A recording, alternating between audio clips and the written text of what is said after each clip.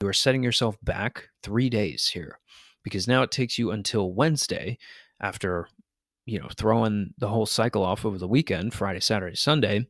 It takes till Wednesday to get these things back. And then you got what, Thursday and Friday, and then you're off to throwing things completely off again. So you're basically living in this never ending loop where you're constantly disrupting your everyday life, having these effects on everything. And especially what we talked about earlier with the different things that go on hormonally. And we need a constant bedtime every single day, and it needs to be consistent. So this is why, especially when I have night shift workers come in, they have horrible looking labs. And it is typically not until they change their job hours or change their job completely that things don't get better until they do so. So, um, yeah, it's probably the craziest thing. Um, all right, live chat again. We got 9 o'clock is a good time to go to sleep. Yeah, that is definitely your best bet. Um, hey, how do you make your brain wake up at a certain time?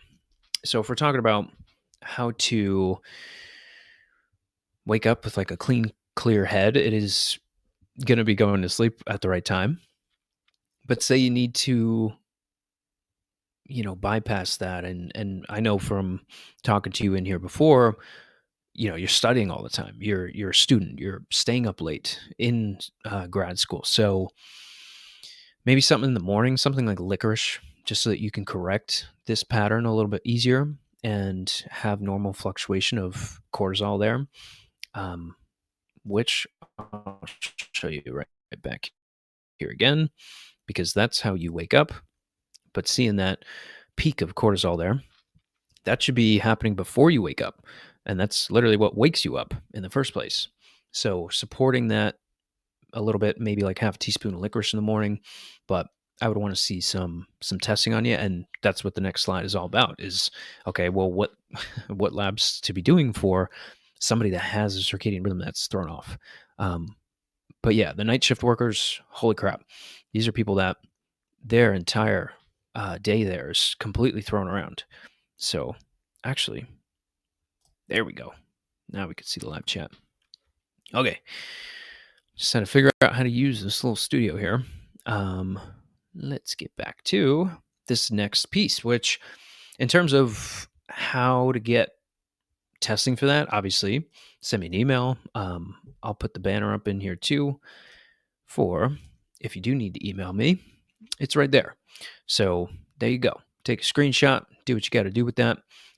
Whether it's labs that you have or labs that you want to get or questions that you have, and you may not be watching this live. So if you have them later, let me know and we can definitely get down and into it. This stupid thing keeps scrolling me down. All right, where were we? Right here, the Dutch test. So this sucker is key. And I test people and their circadian rhythm all the time. So I run this thing regularly, and I usually pair it with some blood work there too. But this is how you map out your day. So you're seeing the little triangles there at the bottom is mapping out this person's cortisol rhythm, and then you also have their metabolized cortisol, which is a little bit harder to see, and the cortisone patterns here too.